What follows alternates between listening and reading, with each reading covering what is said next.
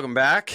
Joel Rather here with the H3O Mountain Fitness Podcast. We are in episode number 4, maybe, and have Coach Mike Barnes back with us again today with hopefully will be another good segment. We are going to talk today about some mobility, some stability. We're going to talk about balance. We're going to talk about how this stuff applies to our training, and most importantly, how it translates into some of the things that, we have to be kind of capable of accounting for when we're in the backcountry or sacrifice in other ways. So, Mike, how we doing today? Great, Coach. How are you?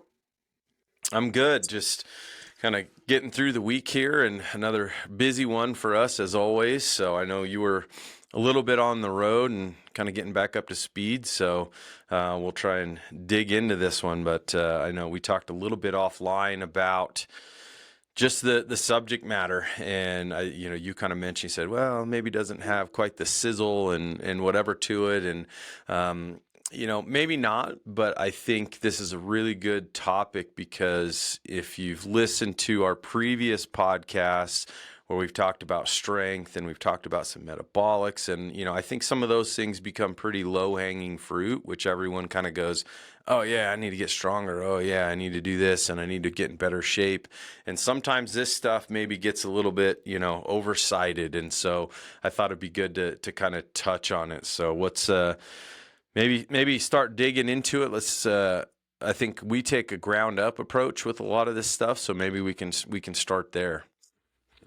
Yeah, right on. Just to add what you just mentioned, though, too, Joel, is that there is some low-hanging fruit. And, if it's going to be a cardio piece or a strength piece, pretty basic. But you know what? And you can make some great gains on those fundamentals.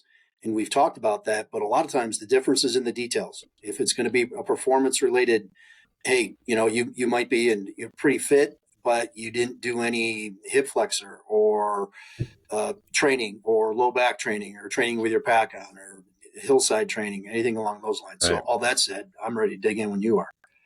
All right. Well, let's start with the ground, and even kind of as you were talking, I think one of the things that kind of resonates to me with this is that when we start talking about some of these maybe ancillary benefits of some of these things, is they do have a lot of crossover, obviously, to the task itself, which is getting out on the mountain. Some of the things we're going to have to account for with, unpredictable country and terrain and things like that. But also is this ties in a lot to how much we get out of some of our weight room work and, the functionality within some of our, whether it's running, biking, hiking, and some of those things that, if we're lacking in some of these areas, then our strength qualities might be somewhat, limited. And so I think it's a really good spot to touch on. And again, I think very, very much overlooked. And so for me, I think about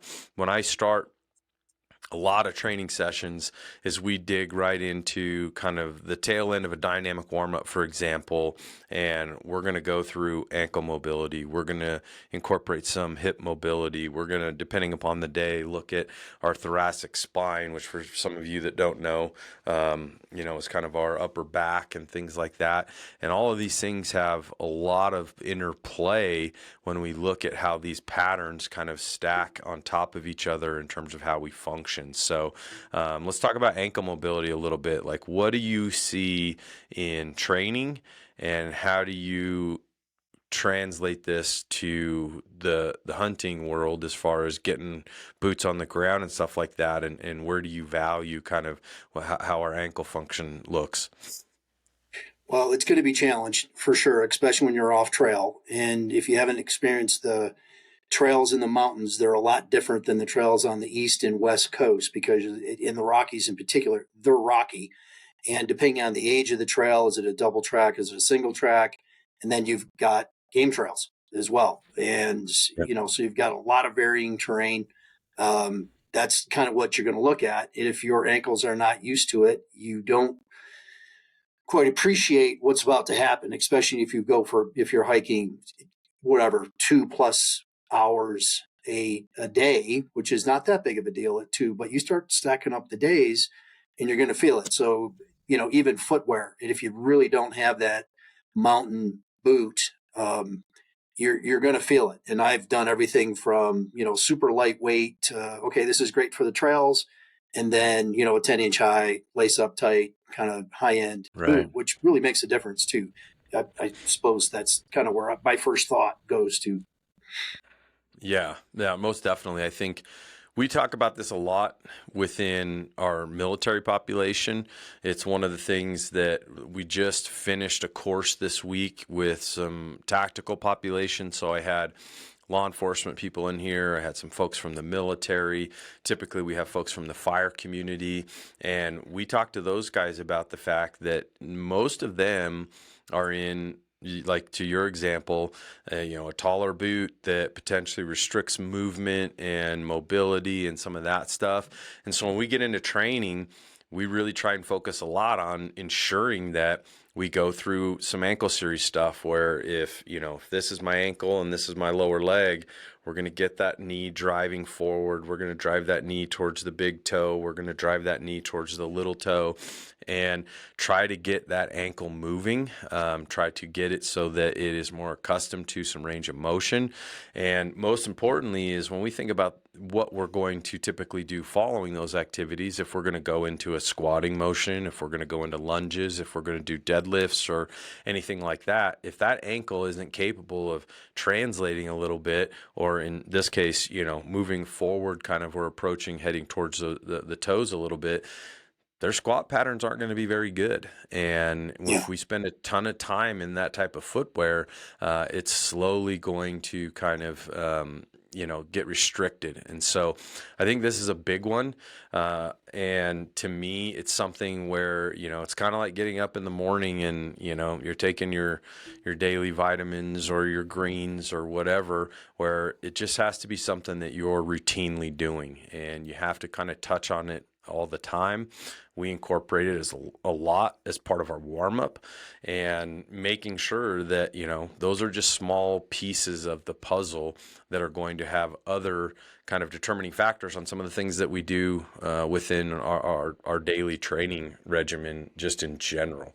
So, talk a little bit about contouring, talk a little bit about some of those things, because I know this is the big one, and we've done a lot of stuff with kind of testing some things out in training where those stressors, and again talking about military populations and things like that, they'll all tell you the same thing. If your feet get beat up and your ankles aren't prepared for that stuff, you're going to suffer. And if our feet go, guess what?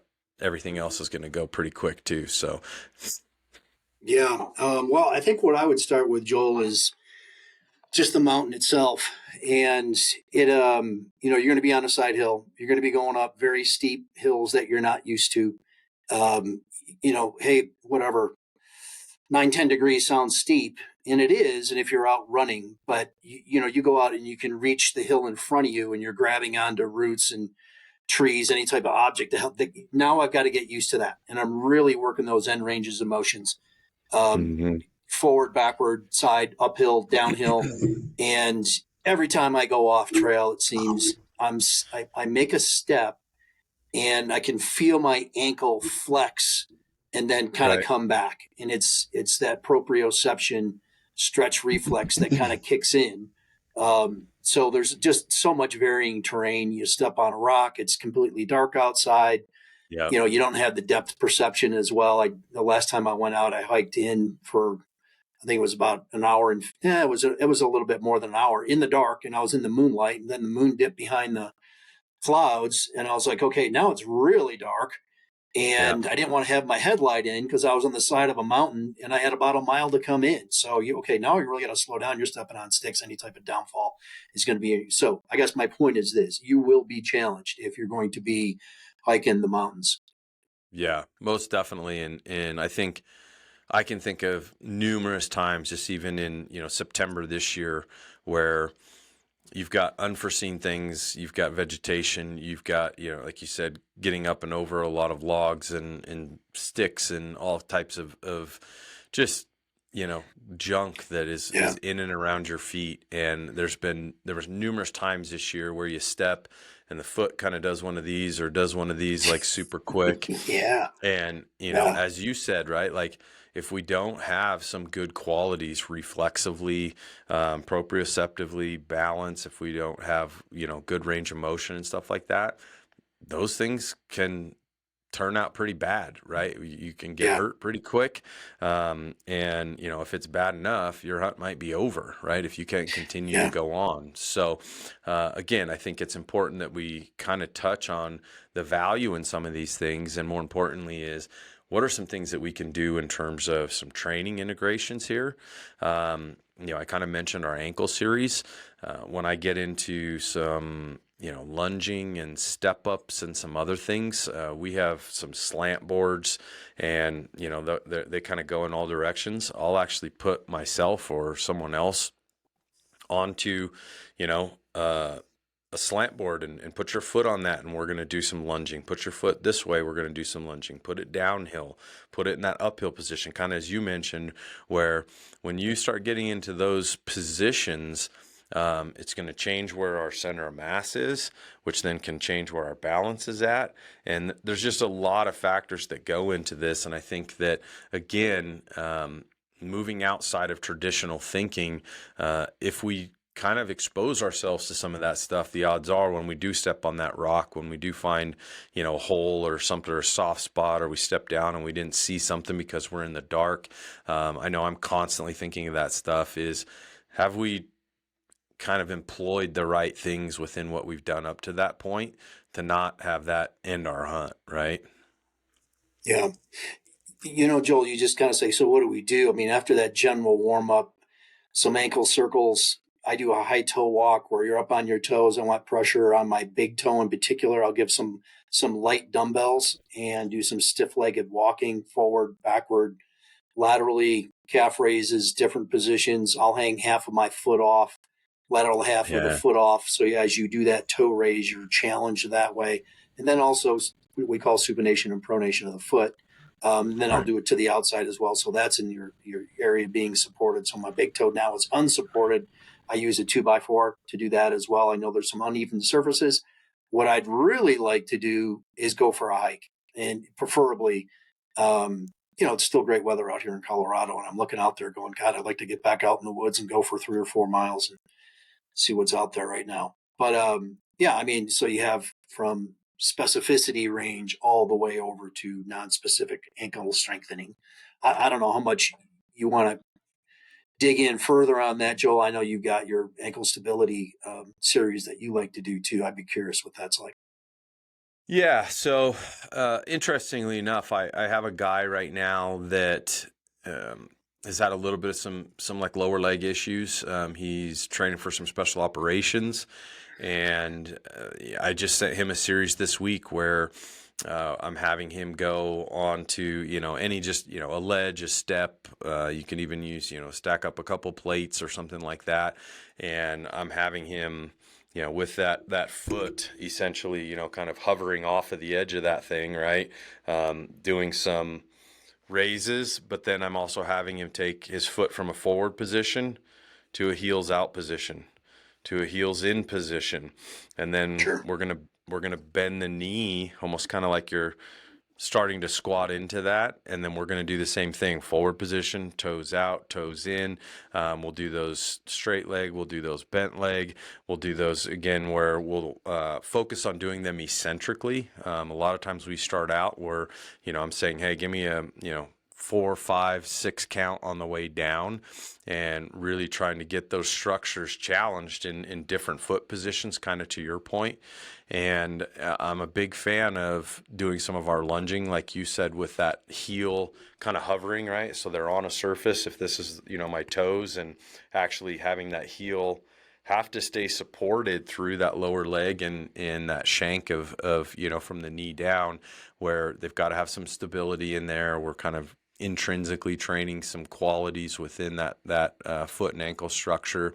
And to me, I think the more of that type of stuff that I do, the better, kind of prepared, I think about like kind of trying to bulletproof all of, there's a lot going on in that foot and ankle in terms of bones and connective tissues, as well as obviously, the muscles within, our calf, gastroc, soleus, and even some of our, smaller muscles, anterior tib and posterior tib, and some of those things that need to get some stress under them, that a lot of just being, flat on our feet and, doing things in a traditional manner, aren't going to hit quite at the same level that some of these things will do. So those are some of my kind of go-tos when I think about some of these things.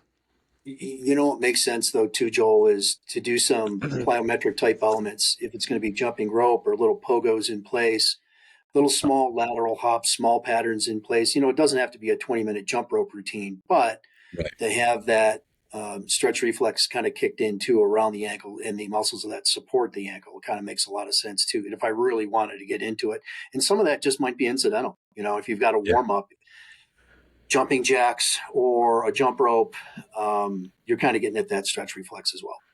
Yep. 100%. I'm a big fan of those things. I think jumping rope, little kind of like pogo bounces, Yep. right? We can do those alternating fashion, two-footed, traveling forward, traveling backwards, traveling laterally, kind of like you talked about with, some of the heel and toe walks and stuff like that.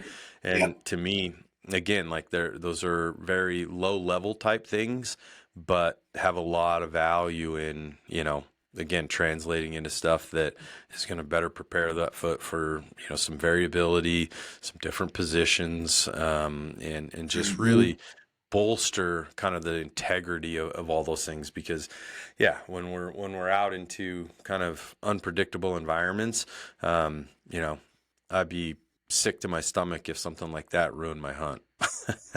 Yeah, right on. That's Yeah. yeah, good point. So and then, if we move up the chain, right, just for the sake of, kind of understanding here, when we move from the ankle, which we consider to be kind of a mobile structure, the knee is more of a stable structure, right? So I don't want to have that knee be super mobile, right? That knee is essentially, we always say the knee is a servant to the ankle and to the hip. And so we have this kind of layering effect where from the ankle, we're mobile, from the knee, we're stable. Now we move up to the hip, and now we better be mobile again, right? And hip mobility to me is a huge one. And you and I talked about this in a previous podcast where I mentioned kind of our death hike. And I was like, man, like that was a butt kicker. But when I got in and did 10 miles as opposed to 40, and I was getting up and over downfall, and I'm on logs and all these other things, like, it was way more taxing physically to be doing that stuff where I have to be lifting my knee and getting up and over things, and you're constantly scaling and some of that stuff. There's a big toll on that. And if we're not very mobile in the hips, it's not going to be any easier. So maybe touch on kind of some of your thoughts on hip mobility, some of the strategies, exercises, things like that you do, and let's touch on that one next. I think if you think about the hip, it's you want to go with the hip first. Yeah, I think if you go with the hip in and of itself is it can function multiplanar pretty comfortably. So add yeah, abduction, extension, and flexion as well, and a little bit of transverse, especially if you're going to start going over the top of deadfall, which is inevitable if you're in yeah, some of the canyons. So, yes, of course, on our specificity, we look at let's get out there and go over some deadfall. That's fantastic. But if you don't have the opportunity to do that at least once, maybe twice or more a week, then we got to say, okay, what's going to supplement that type of right, motion or action? And historically or traditionally, you look at some of the gym exercises and it's lunging, squat variations, side steps, side lunging, forward lunging, reverse lunging, step ups, step backs, Bulgarian split squats, front squats, back squats, overhead squats, so on and so forth. Okay, we've pretty much handled the extension at the hip with all those movements, eccentric, right, concentric contractions. But now we look at, okay, now we got to get that hip flexor in particular, psoas, iliopsoas. And that's, put it under some load, work it till fatigue within reason. and also do it in different planes. So we call internal and external rotation at the hip. We don't have to get too cute about it. You can set it up with a kettlebell and just step off the side of a step, literally, and lift that in with your toe to the front, toe to the side. You can also do that with a band if you want to. I've got some Hmm. cabling devices like most gyms do. You can hook your toe in there, and I put the body on some different angles to get that hip flexion motion as well. So I think that you've got a multitude of different exercises that would completely fatigue those hip flexors, probably more than reasonable, I would say. But if you're going to twice a week with that type of stuff, that's kind of where I would go. Also, I guess to the mobility piece is flexibility around the hip. There's a lot of information out there. I think what Yeah. I'm seeing though too, Joel, is you've got a lot of people that are like, okay, look, I don't like to overthink anything. And if you've listened to me, you'd probably pick that up within the first 2 minutes. But if so, you've got these cute exercises out there for hip mobility, and they Right. reach through, and it's somewhat, T-spine, and we're going to do that on a bench, off a bench. Put the tissue under load, stress it, or stretch it simultaneously. You could do um, rectus femoris and psoas at the same time. There's a couple stretches that I like to do. That groiner stretch is fantastic. Yeah. And I've mentioned it in the past. There's nothing wrong with just getting down in your living room and doing some cold stretches. Now, you probably not going to be as aggressive on those stretches, but it's okay to do that before you go to bed or when you first get up or you have a couple minutes while you're kind of just lounging around. Yeah. No, 100%. One of the strategies that I like to have athletes, obviously, when they're not in front of me, is I'll tell them exactly what you just said. Hey, 10 minutes before you go to bed, right? Like, I'm going to take a shower. Maybe that helps kind of warm us up just a little bit.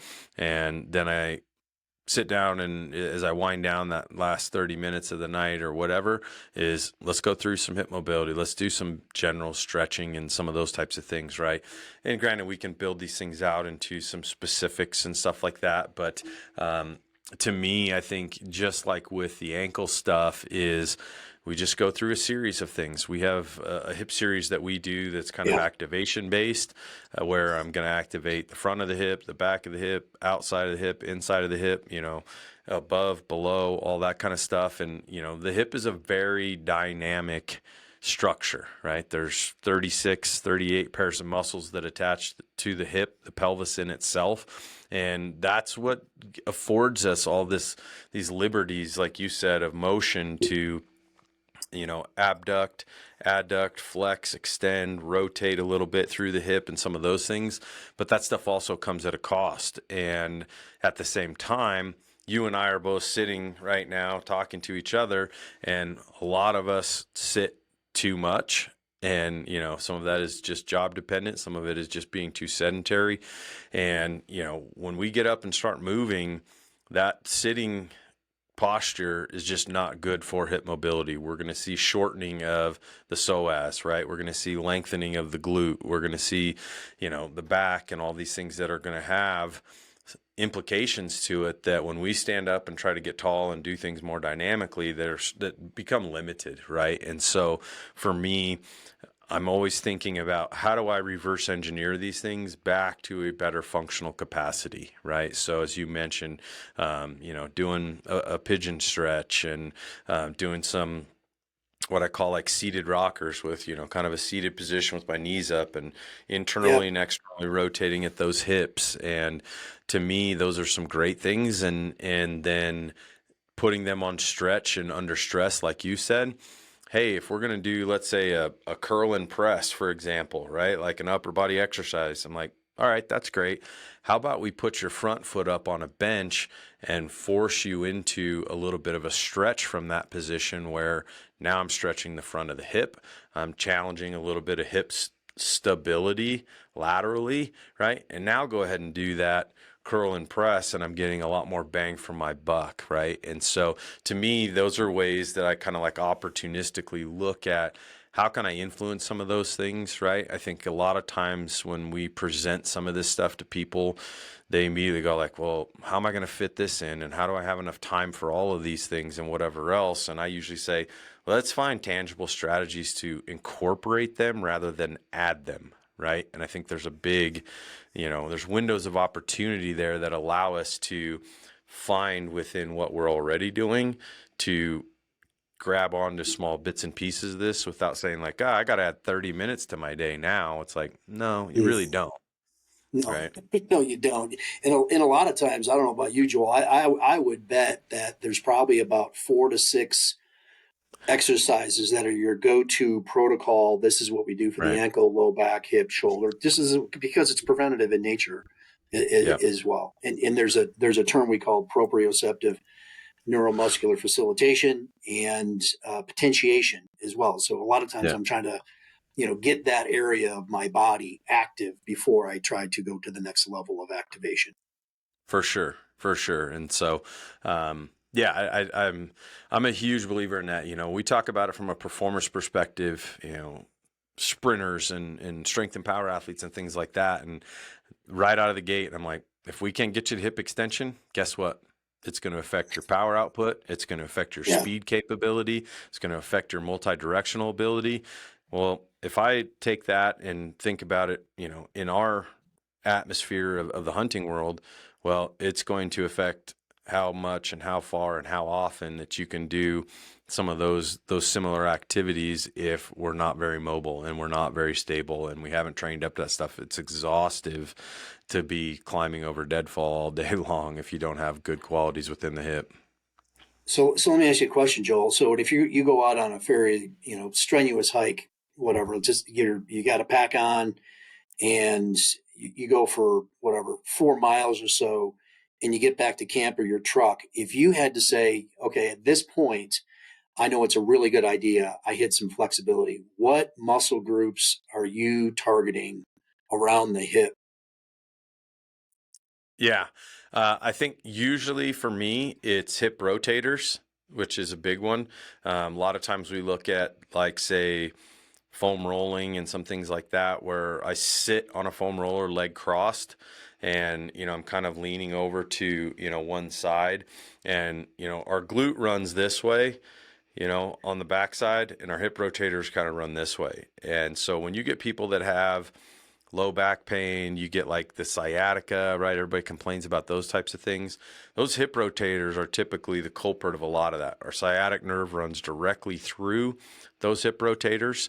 And if those guys start clamping down, it's like putting a vice grip on that sciatic nerve, right? And so for me, I'm going to do some of those, like the pigeon stretching. I'm not carrying a foam roller in my back pocket out to the woods, but a pigeon stretch for me is a big one.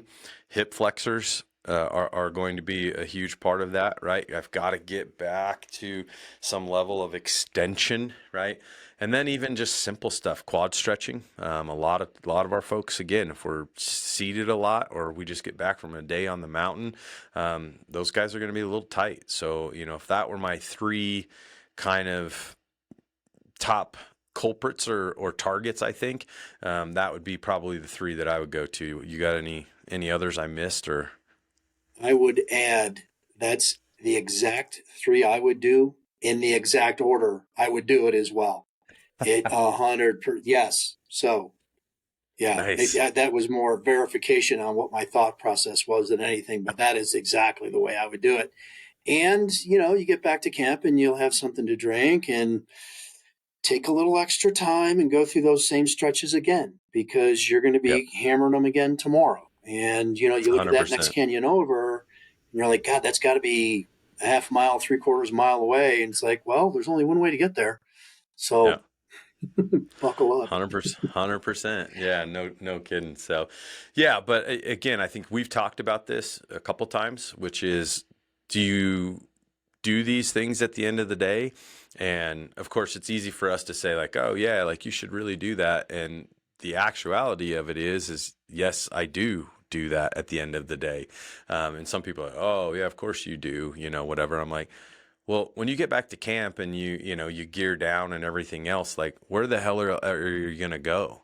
What else you gonna do besides sit on your butt and just try to kind of get Yeah. food in you, rehydrate if you need to, and get prepared to do it again. So if you don't have A lot of people will say, "Oh, like I don't have time for this in my busy day and whatever else." But if there was a time when you can't have that excuse whatsoever, it would be when you're actually out in the field. You have nowhere else to go and nothing else to do but try and get Yep. yourself ready to go again, right? Yeah. Yeah. Yeah. You are So, actually consumed with the task at hand.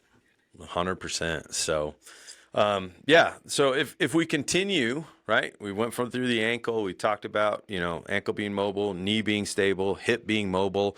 We get to that low back. I think maybe we're going to save that low back piece for another podcast where we're going to talk about some of our load carriage and some of those other things, maybe injury prevention, some of those things. But our lumbar spine should be a stable structure. Contrary to popular belief and what a lot of people think, I believe, we don't want that guy to be super loosey goosey and super mobile. We want that to be a pretty stable structure. When we move up above that lumbar spine, we get to our thoracic spine, which I usually say is kind of this area of our spine before we get up into our cervicals and into our neck.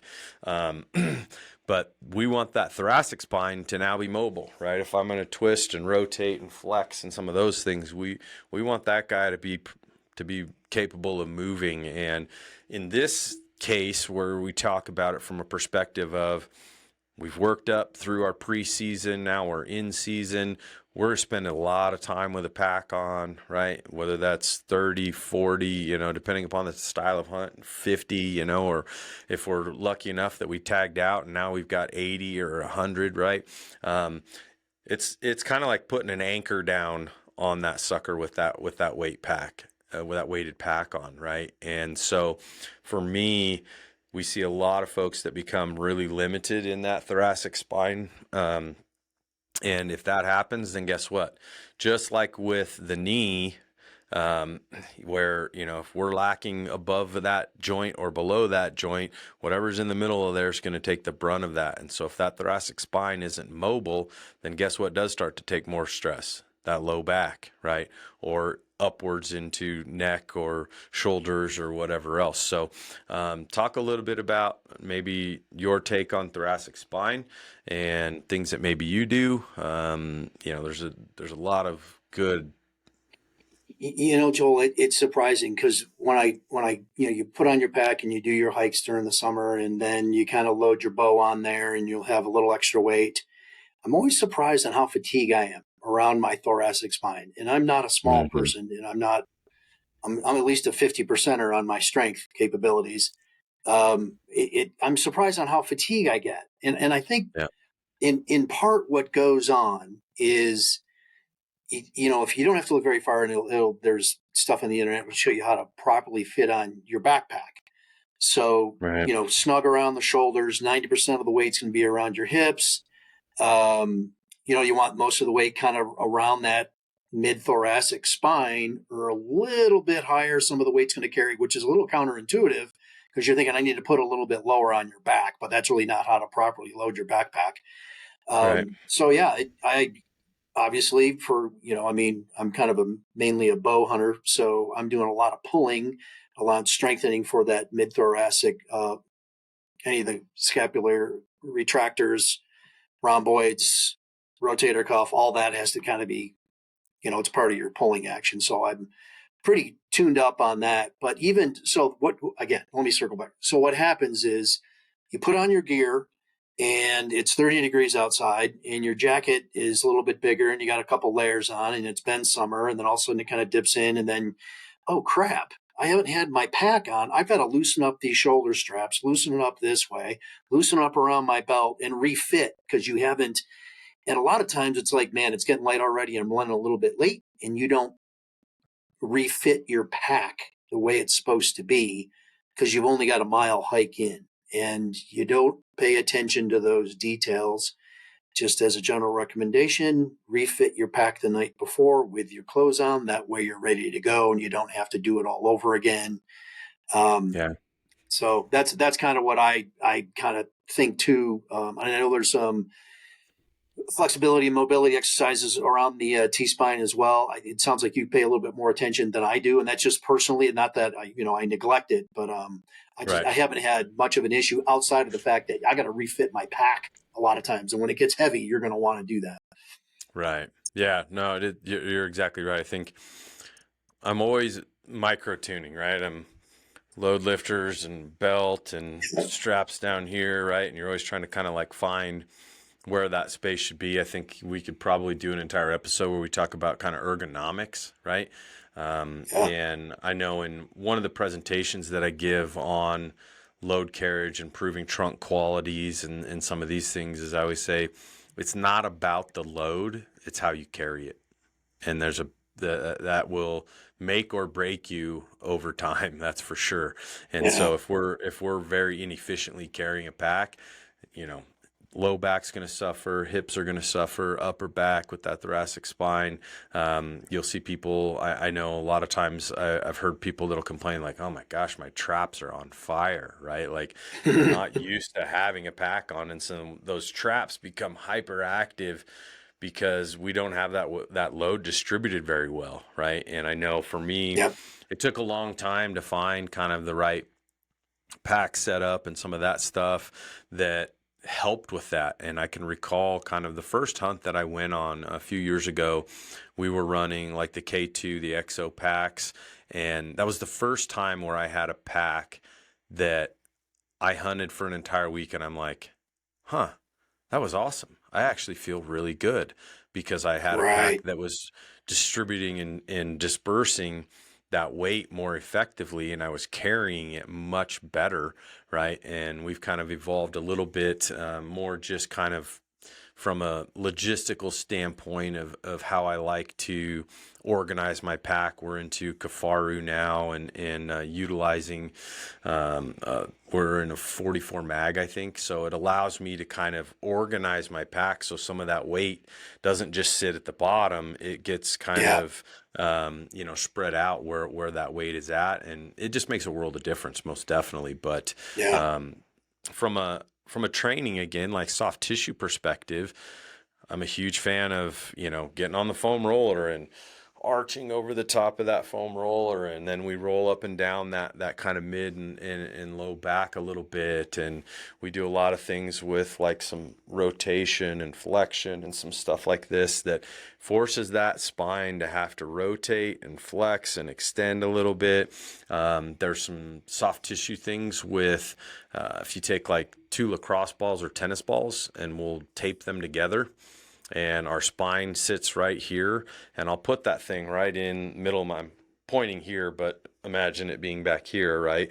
Onto my back, and we'll do some kind of like flexion over that. We'll do some overhead reaching and some things. And it just, if you really get locked down where that guy doesn't want to move very well, it just slowly starts like trickling in other directions of where we become either less functional. And so I'm a big believer in kind of keeping that thoracic spine moving as much as I can. So Let me just dovetail off that a little bit too, Joel. Is one thing that we haven't mentioned: ankles, knees, hips, spine, is proper exercise technique, just Mhm. fundamentally. So if we're trying to align those joints so they activate properly, and I'm just thinking about the squat and the knee in particular, if you have a habit of collapsing your knees um, on the way up in particular, Right. during repetition maxes, that is not helping out your joint stability at all. You're just kind of reinforcing that poor motor pattern. Yeah. So to do those exercises, and you've heard me harp on this before, so proper exercise technique, and that also applies for thoracic type movements, spinal movements, spinal stabilization, all that type of stuff too. So proper Yeah. exercise technique has got to be where it starts. 100%. Yeah. And I think some of the exercises that you even mentioned, right? If you're, even though we've talked in and around, danced, maybe even had a few negative connotations towards things like, some of the CrossFit stuff. Guess what they do a lot of? Overhead work, right? If you're Yeah, going to be in this overhead position and that thoracic spine doesn't move very well, guess what? You're not going to get to an overhead squat. You're not going to get to a very good snatch position. And then we start compensating, right? And we start compensating, then other things are going to take stress and we're not going to be very successful. And exercise technique is going to go down. And so, there's a lot of layers to where the value in some of these things are. And of course, I don't think our mission is to convert people, away from CrossFit or anything like that, but more just evaluate and say, all right, how do I think about this from a perspective of if I'm going to do those activities, how can I lower my risk? How can I improve my ability to do them? How can I, be more effective at them, right? And without putting undue stress on my joints, without potentially causing injury, right? And ultimately, some of these little things become big things if we don't address them, right? I think that's where the conversation around all this stuff kind of really resides is don't do this stuff for about 2 to 3 weeks and you'll start seeing hips tight, ankles tight, can't get to good squat patterns, can't get to better overhead positions, right?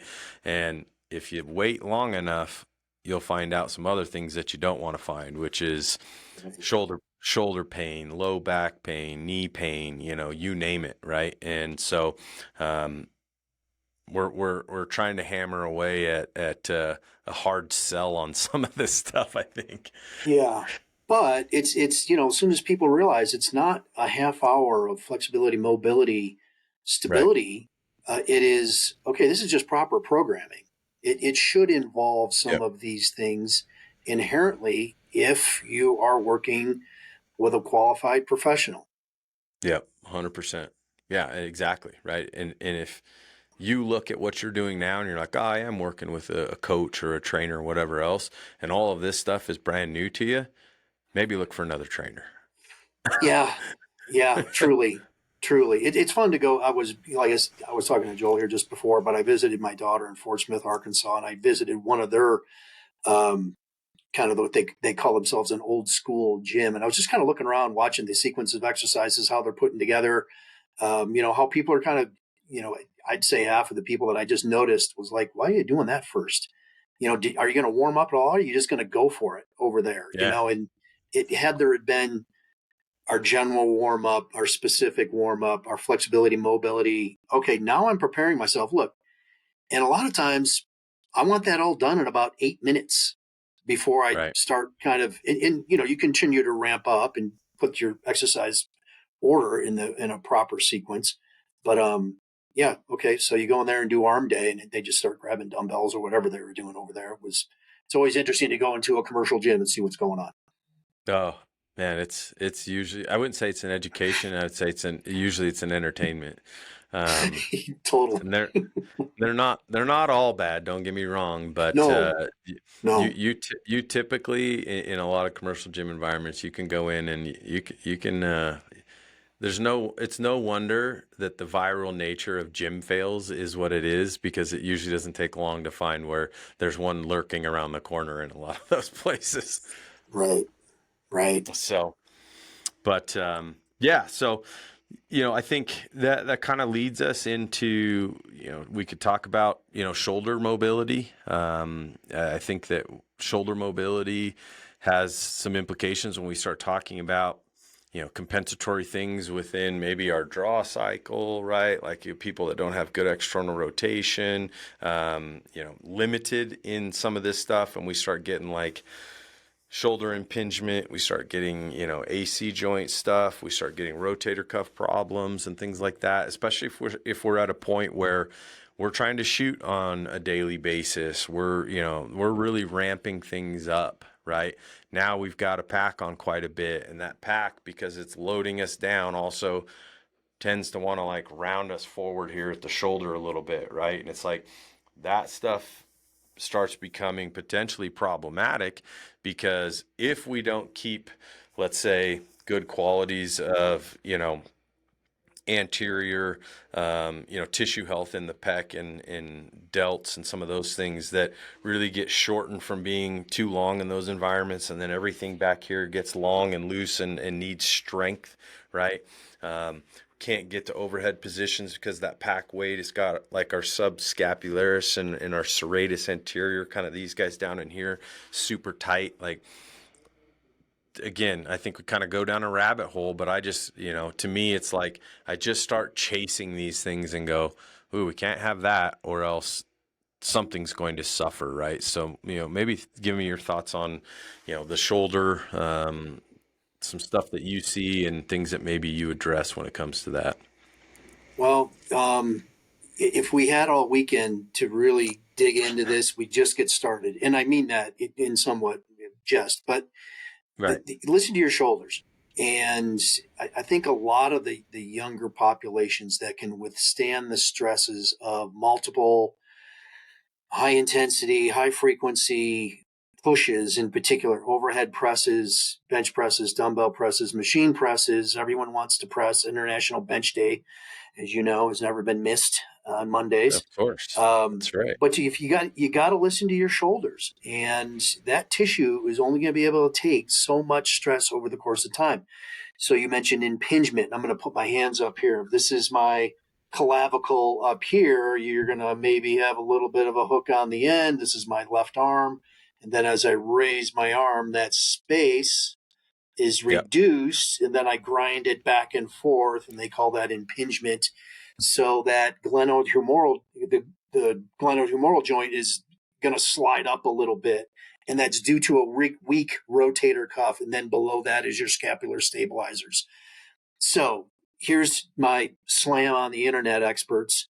Someone will say, well, hey, I had a patient come in, okay, Mr. Physical Therapist, and they said that they had 3 years of shoulder pain.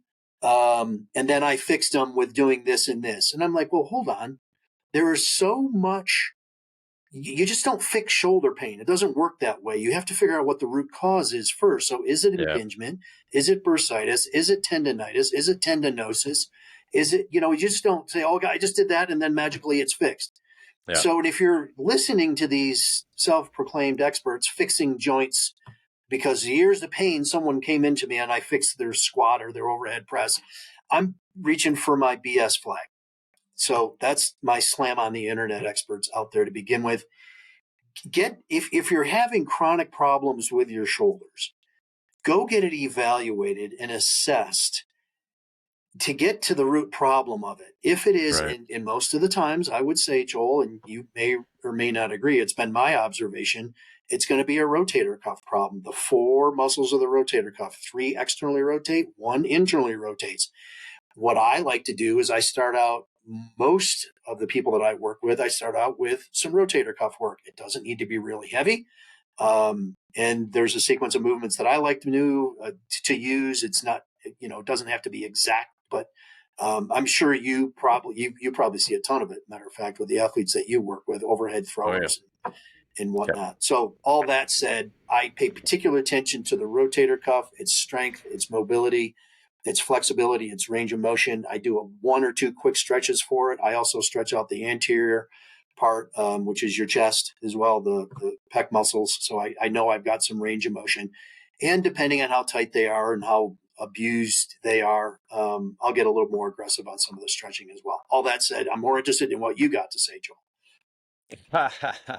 No, I agree 100%. I think when I think about typically what happens, we'll just say, let's get to our general population and our population of hunters, right? When I talk about the athletic side, my baseball players, my lacrosse players, volleyball players, whatever that looks like, anybody that's doing stuff up here, right? Like tons and tons and tons of things in overhead. We get a lot of overuse, right? We get poor patterns of swinging, hitting, throwing, whatever. And through repetition, stuff starts to fall apart, right? And so those things become part of, the performance kind of paradigm to me. And then I look at the shoulder from this side of the world and I see a lot of issues when it comes to shoulders that reside, number one, from lifestyle, which comes from a whole lot of this, right? I see, Interesting. Yeah. right? Look at the position of my shoulders. I'm rounded, right? Everything on the front. I'm reach out here to the computer. I'm rounded forward. Da da da da. I go home, sit on the couch. I'll do this, slouched, rounded forward, right? And then we try and stand up, and all of a sudden, my posture's rounded forward. As you said, everything here on the front is super short and tight. Everything back here has been stretched out, and now it's super long and weak, right? And we always say we need to lengthen and strengthen, right? I Yeah. stole that one from a friend of ours, Mr. Rob Rogers. I knew that's who it came from, by the way. Of course, yeah. I've learned a lot from Rob over the years, and I've stole that from him. I gave him credit, so it counts. Um, but at the same time, is then I take that a step further, and you're like, oh, well, I'm going to go work out because my shoulders are bad or whatever. And then we go into the gym, and you spend all day at the gym, and you do a whole lot of these and a whole lot of these, right? And a whole lot of these, right? And everything is centered around here, right? And so we look at ratios of what we should do in terms of training, right? Which is, I usually say for everything that I can see in the mirror, I should be focusing close to twice as much of what I can't see, right? And that's Yeah. our rowing, that's our retraction, that's our external rotation, right? That's our pulling, whether it's vertically, horizontally, right? And the rotator cuff stuff that you talked about, because I need this posture to get back. The more alignment that I have in terms of these joints, the better.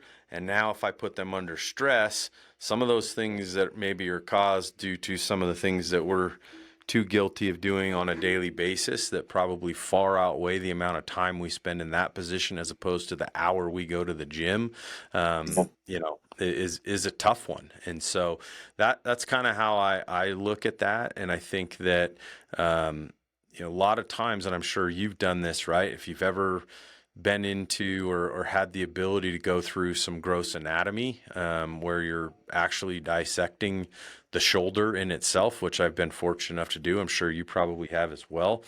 There's a reason why we see so much shoulder problems, right?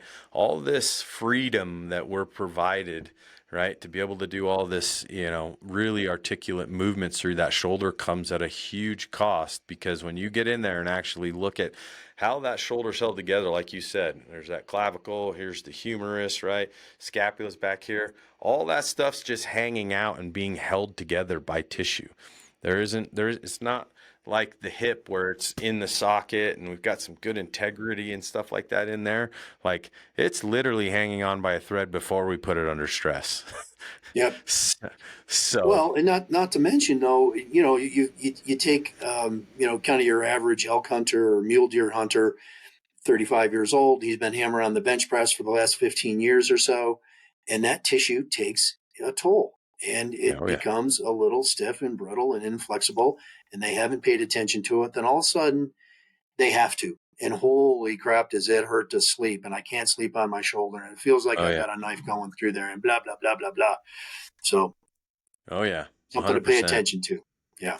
Yeah, and so if you're grabbing your bow and you start pulling that thing back and you're like, oh gosh, like that really hurts the anterior part of my shoulder and whatever else, right? Like, you kind of mentioned it, which is, I think, with your kind of statement about the PT scenario, right? Like, orthopedically, especially in Western medicine, we are horrifically guilty of chasing pain and not chasing the root. Like, where, oh, this hurts, so let's treat that. Well, typically Yep.